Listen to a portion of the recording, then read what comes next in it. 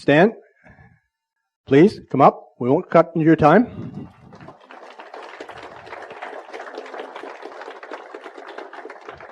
If you come and ask me, I'll tell you a story about his dog Tina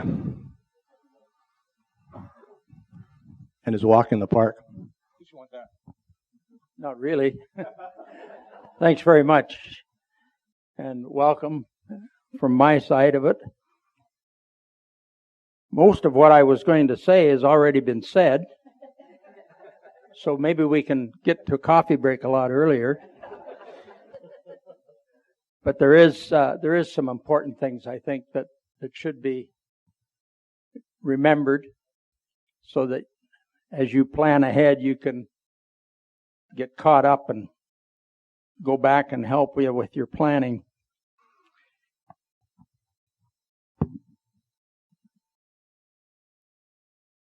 As you've heard, I've been involved since the very beginning, and I welcome the new emphasis on the parks. And most of you will remember it as now Fathom 5 National Marine Park. And I think there's quite a few people in here who will remember it when it was Fathom 5 Provincial Park. That's getting a long time ago now for some of us. I sometimes hate to think of how long ago it was. We've heard Fathom 5 came into existence in July of 1987. That was with a historic signing of an agreement between the Province of Ontario, the Ministry of Natural Resources, and the Federal Department of Environment, Canadian Park Service. It was a pretty big event. There was several hundred people invited to attend. It was held on the parking lot over at the ferry terminal, and all sorts of pomp and ceremony. Signing was carried out. The people were invited on board the Chichiman for a cruise through the new park area. And I got to tell a little story about the area as we cruised through the thing. So the people on board heard some interesting comments, asides that came from people who didn't realize it was on tape or on live. At the time, in fact, of that signing, two new national parks came into existence: Bruce Peninsula National Park and Fathom 5 National Marine Park. The basis for both of those came from two existing Ontario provincial parks, Cypress Lake and Fathom 5. It should be noted that Fathom 5 at the time was designated as Canada's first national marine park. Today in Canada, all of the other marine parks or areas are designated as national marine conservation areas. That's slightly different than the normal technology that's used in other countries.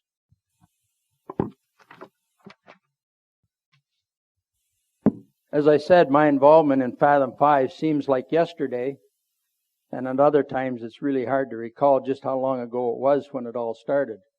I have a hard time remembering what I did yesterday, let alone 50 years ago.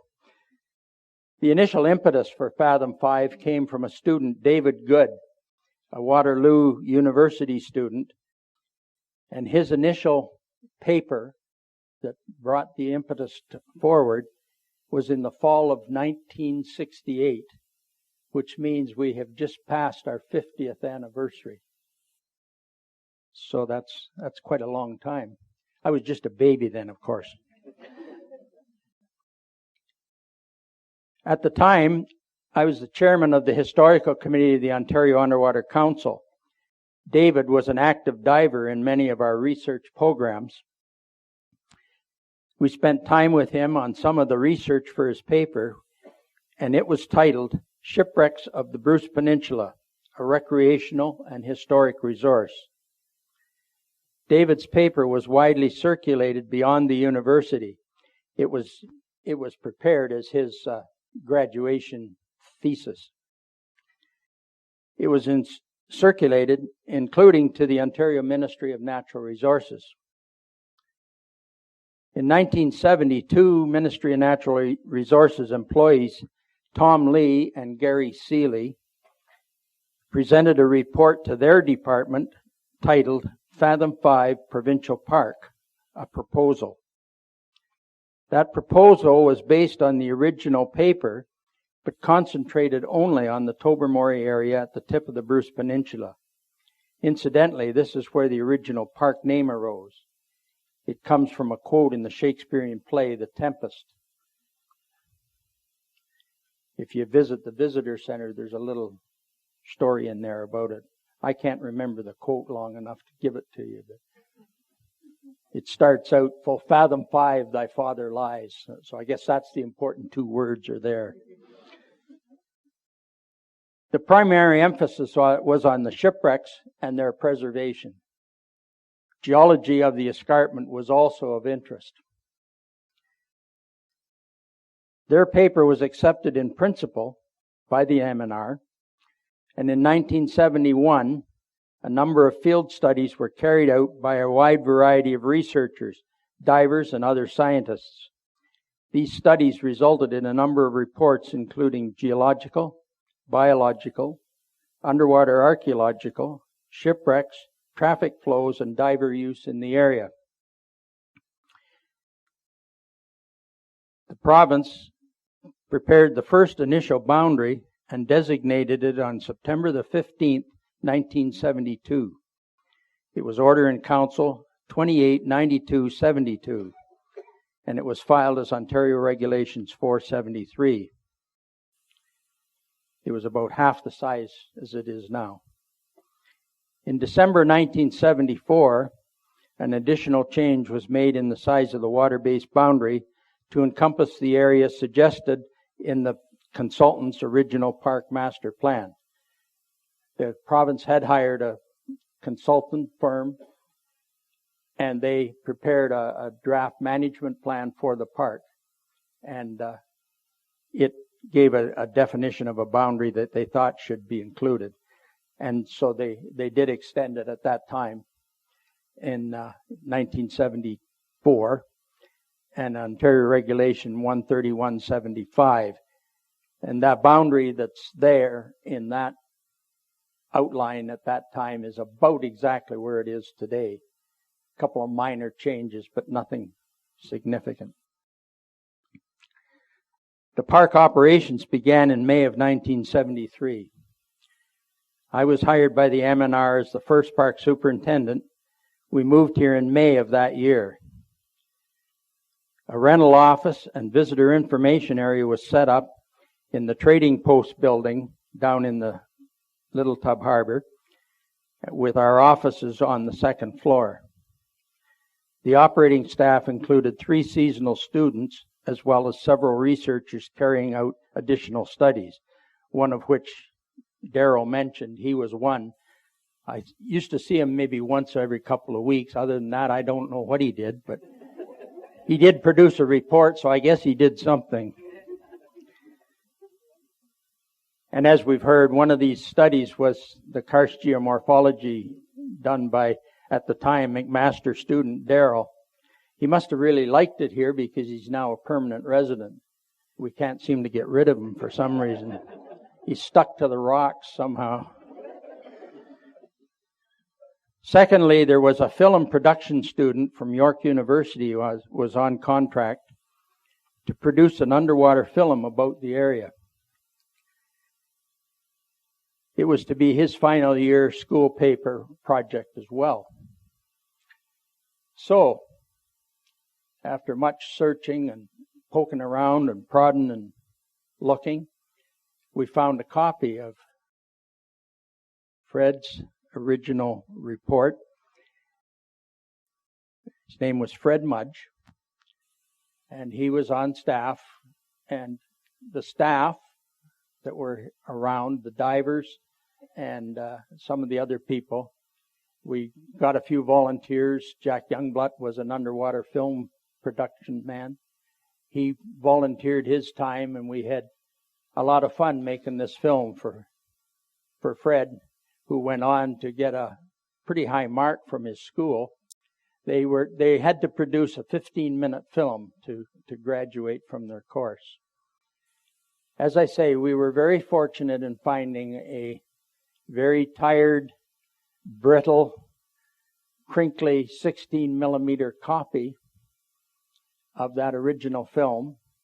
A couple of months ago, we found it down in the bowels of the visitor center, under the floor where most of us were walking yesterday. And thanks very much to Diane Woods from David Wood Film Productions in Toronto. She was able to have her people make a digitized copy of that film, which we are going to present today to you. It hasn't been seen for quite a while. As I say, it was made in 1973 and came out in 74. So there's some people in there you may recognize, and there are some people in there you maybe won't. But there was a really young fellow there that I know quite well. So it's about 15 minutes long, so enjoy it. Film audio removed from file.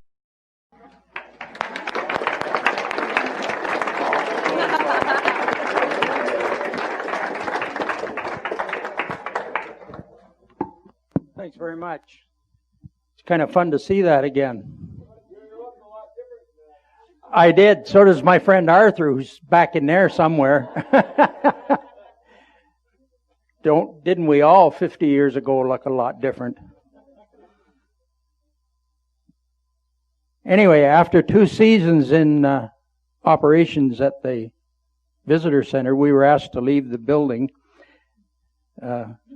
I guess it was my fault. I didn't get along with the owner very well. And for the next season, our information office was in a rented trailer out in the parking lot here. The marine-based programs continued throughout the program, or throughout that time. The following year, we moved into the lower sweet shop building, which is now the sweet shop coffee shop. Originally, at one time, was a meat market and the community post office. Nice and small, but it was convenient and nicely located. This was our visitors' information and the office facility for Fathom 5, right up until the transfer to Parks Canada in 1987, and it stayed as part of the information office for Fathom, or for the Parks Canada for a little bit while after that. During the next 14 years, a number of significant operational programs were developed, tested, and improved. During that same period, mapping and measuring of the known shipwrecks was carried out by staff and volunteers. Most staff were seasonal employees and were qualified as sport divers.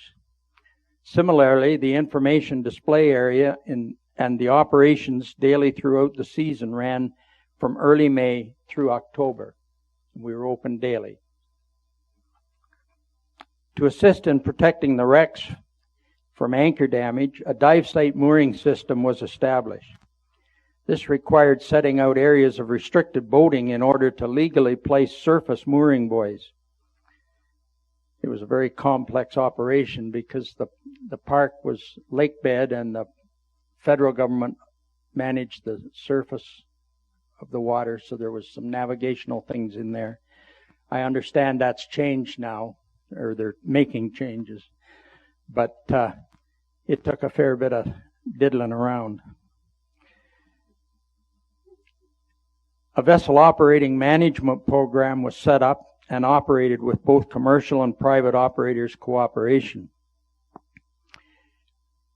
One fairly significant archaeological study was carried out over the 2 seasons of 1978 and 79. The survey was carried out in the cove at the east end of Russell Island. Originally known locally as East Harbor, it was later frequently called the Griffin Cove. This was the cove where Ori Vale, a local fisherman, had recovered some wreckage that was way up in the cove that they at one time thought to be LaSalle's Griffin. We know that's not quite the case, but it was a good project for us. This project was conducted both with seasonal staff and volunteers, And we were joined in the second year by Paul Huntley, a Texas A&M master's student from the Institute of Nautical Archaeology in the United States. During this study, a detailed survey, recovery of additional material, and a study of the Vail collection material was acquired by the ministry in 1977.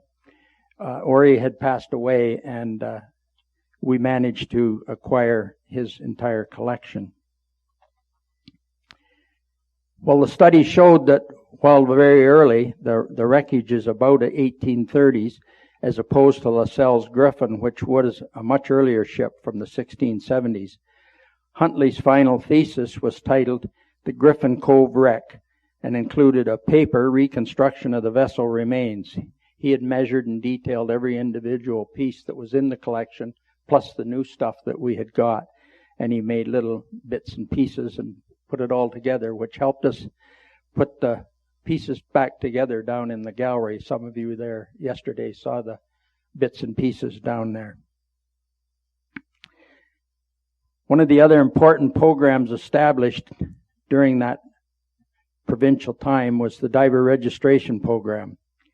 This came about as a result of several recommendations made during coroner inquests into a particularly bad 2-year period of diving fatalities that occurred up here.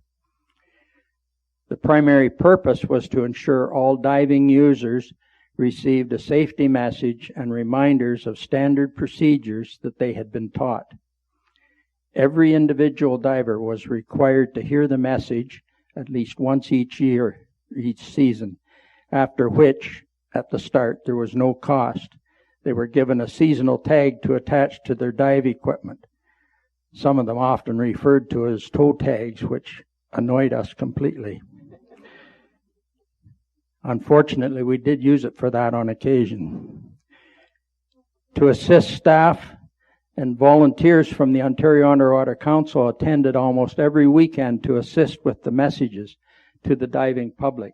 This made a nice liaison because the divers coming in were happy to talk to people they thought were divers, which were the volunteers from the OUC, despite the fact that most of the staff were also divers. But they had little green uniforms on, so that kind of scared people a bit. Many of these volunteers formed the basis of the Friends Group, the cooperating association at the time. While still active today, and although somewhat altered in purpose and procedures, the Friends Association covers both the National Park and are known as the Friends of the Bruce District Parks. In the beginning, there was no fee for the diver registration program, but it soon resulted in a nominal fee, most of which went to the hyperbaric facility at the medical clinic to assist with the maintenance and operation. It should be noted that the Ontario Ministry of Natural Resources assisted in providing funds through the Ministry of Health for the initial acquisition of the first hyperbaric chamber. I think some of the pressure was put on also to bring Dr. Harper, who was a very knowledgeable hyperbaric medicine, and we've benefited from his appearance here for the last 45 years as well. The Friends no longer help with the diver orientation and safety messages. In fact, the individual safety message program seems to have fallen a little bit by the wayside. It now appears only to be another revenue-generating program for national parks, something that I think needs to be thought about. The original water-based patrol program and emergency services carried out from the very beginning by staff and the OUC volunteers. An annual spring training program was carried out, and the commercial dive operators were often included. The volunteer group provided a nice liaison again with the diving public. Statistics show that the diving visitation topped out in 1986. 8,300 plus individuals registered that season. And based on an average of 3 dives per visit, this represented some 25,000 dives in the area that year. Beginning in 1982 and occurring separately from Fathom 5 program, a federal study and proposal was initiated to determine if this area would make a suitable candidate to represent the Great Lakes region of Canada in the federal system. This review and proposal lasted some 5 years and was under the supervision of the Superintendent of Georgian Bay Islands National Park, Bob Day. Their office was opened adjacent to the Fathom 5 Provincial Park Center in the old Hopkins House. It's now a parkette beside the public library. As mentioned at the beginning, 1987 was the year of the agreement signing and transfer. The establishment of the two national parks was not without controversy and required considerable effort to complete the proposal. It resulted in an appendix to the agreement document with some 37 conditions that the federal government agreed to with the local St. Edmunds Township Council and the community. I think that sometimes is forgotten too. Lindsay Township opted out of participating in the national park, and subsequently all of the current boundary limits are within the St. Edmunds Township. It needs to also be noted now that the top three townships form the municipality of Northern Bruce Peninsula, so we're all back together again. In 1988, the new operational procedures were established. Initially, these included most of the earlier provincial programs. Since that time, a number of these programs are no longer part of the operations. Some have been reassigned to others. Some have been discontinued. Further, others have fallen by the wayside. Some probably good idea. Considerable important research, surveys, and studies have continued right to the present time. An example is one that I was fortunate enough to be involved in, was a 6-year lakebed geology survey with a number of people, and there's some really good stuff came out of that. Sadly, for Canada's first and only national marine park, there's no longer an active staff dive team to carry out research, maintenance of moorings. Rarely they conduct marine-based patrols, and no longer carries out the emergency diver rescue programs, which are now carried out by the Coast Guard. The mooring buoy maintenance is contracted out, as are some of the other studies previously done by staff divers. I know there are still divers on staff, but they're not official staff divers. They're sport divers like we were in the beginning. A new updated management process is currently underway for both of our national parks. It's my sincere hope that the importance and significance of Fathom 5 will be reaffirmed and perhaps even expanded to represent the Great Lakes region of Canada. Hopefully, with a new emphasis placed on Fathom 5, currently Canada's first and only designated national marine park, it will go ahead in the future as one of our very special places. I wish this weekend's conference every success, and that the park will be encouraged to move ahead in a most positive manner. Thanks very much for your time.